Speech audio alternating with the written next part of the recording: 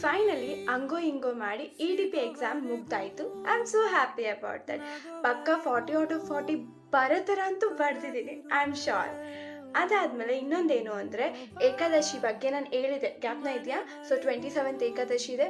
ಆ ಏಕಾದಶಿ ದಿನ ನಿಮಗೆ 4 o'clock ನೀವು ಎದ್ದೇಳಲೇಬೇಕು. It's compulsory. ನೀವು ಎದ್ದಿಲ್ಲ ಅಂದರೆ ಏಕಾದಶಿ ಇಟ್ಟರೂ ಅದು ಯೂಸ್ ಆಗಲ್ಲ.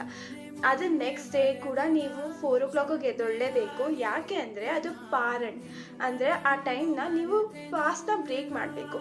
According to your calendar, according to your place, ಪಾರಣ್ ಮಾಡೋ ಟೈಮ್ ಯಾವುದು ಅಂತ ನೋಡಿಕೊಂಡು ಪಾರಣ್ ಮಾಡಿ, ಅಂದರೆ ನಿಮ್ಮ ಫಾಸ್ಟ್ನ ಬ್ರೇಕ್ ಮಾಡಿ.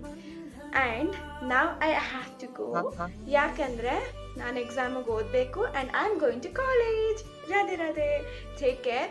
ಎಲ್ಲರೂ ಜಪ ಮಾಡೋದು and be focus on your work until you get a success.